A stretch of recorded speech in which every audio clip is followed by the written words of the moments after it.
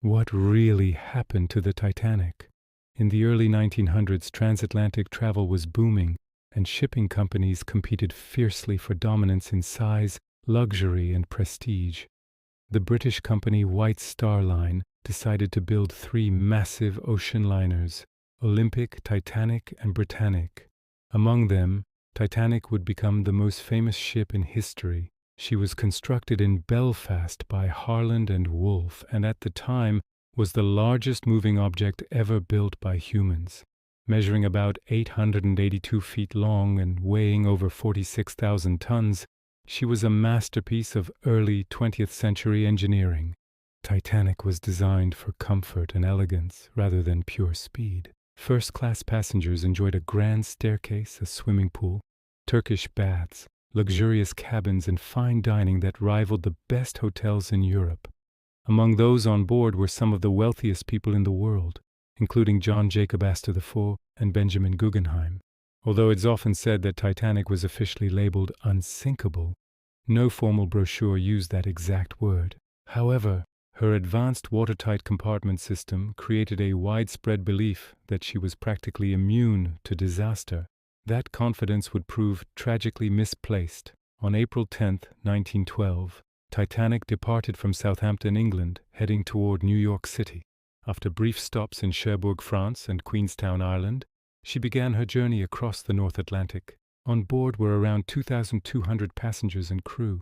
They represented a wide range of society, from wealthy elites traveling in luxury to third-class immigrants seeking a new life in America. The captain, Edward Smith, was one of the most experienced officers in the fleet of the White Star Line. This voyage was expected to be his final command before retirement. The first several days passed without incident.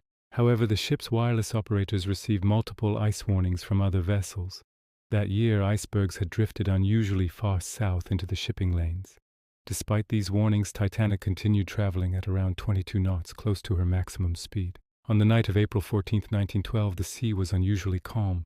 Ironically, this made icebergs harder to detect because there were no waves breaking at their bases. At 11:40 p.m., lookout Frederick Fleet spotted a dark mass directly ahead. He rang the warning bell 3 times and alerted the bridge. First Officer William Murdoch ordered the ship to turn sharply and reversed the engines. But the massive liner could not change direction quickly enough. Titanic struck the iceberg along her starboard side. The collision itself did not tear a giant hole in the ship, as often depicted in movies. Instead, it caused a series of small ruptures along the hull, opening multiple watertight compartments to the sea. Titanic was designed to remain afloat if up to 4 compartments were flooded. That night, 6 were compromised. The ship's designer, Thomas Andrews, assessed the damage and reached a devastating conclusion.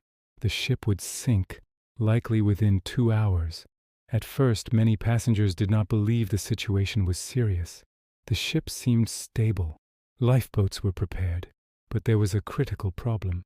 Titanic carried only 20 lifeboats, enough for about 178 people, far fewer than the total number on board. While this met the outdated maritime regulations of the time, it was nowhere near sufficient for a full evacuation.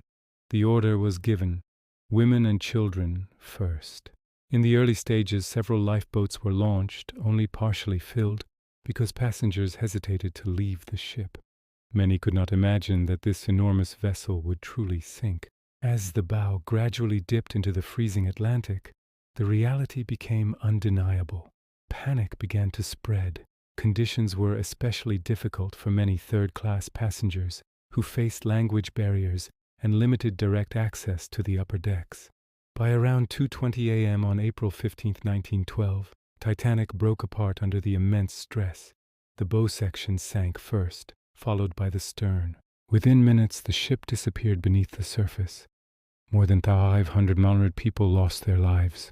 The water temperature was below freezing, and most victims died from hypothermia within minutes. The nearby ship RMS Carpathia received Titanic's distress calls and steamed through dangerous ice fields at full speed to assist.